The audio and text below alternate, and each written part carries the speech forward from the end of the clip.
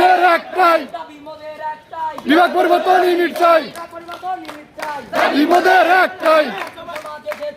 রাজপথ কাঁপছে, ছাত্র সমাজ এসেছে, চলবে না চলবে না শিক্ষা নিয়ে ছেলে খেলা, চলবে না চলবে না শিক্ষা নিয়ে ছেলে খেলা। বিভাগ পরিবর্তন ইউনিট চাই, চাই ইউনিট চাই, পরিবর্তন ইউনিট চাই। আজকে আমাদের এই মানববন্ধনের কারণ মানববন্ধন। এই অনিয়মের কারণে শুধু 3 লক্ষ শিক্ষার্থী নয়, 3 লক্ষ পরিবার তাদের হচ্ছে স্বপ্ন ভেঙে দিয়ে ধূলিসাৎ করে দিয়েছে গুরুত্বপূর্ণ অনিয়মের জন্য।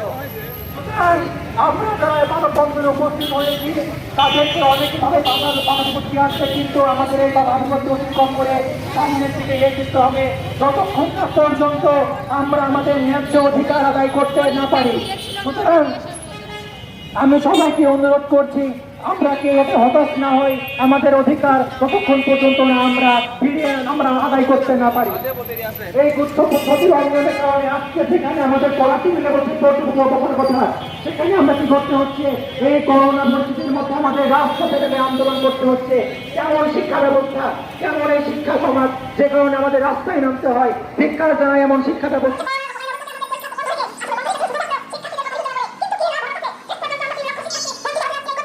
কারণে এই গুচ্ছ পদ্ধতি হবে শুনতেছি 1 বছর আগে থেকে, কিন্তু হঠাৎ করে।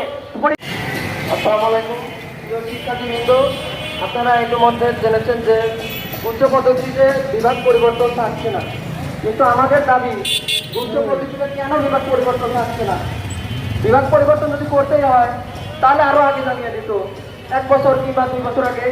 কিন্তু এখন এই মুহূর্তে আমরা যারা ইউনিট থেকে ইউনিটে বা ইউনিট থেকে যারা হচ্ছে ইউনিটে যাচ্ছি, তারা এখন কিভাবে তারা পরীক্ষা দেবে সেটা আমাদের প্রশ্ন। এতদিন জানালেনি কেন? এতদিন জানালে কি সবাই পরীক্ষা দিতে পারতো? সমস্যা ছিল না কোনো। জয় বাংলা, মুজিব বর্ষের অঙ্গীকার।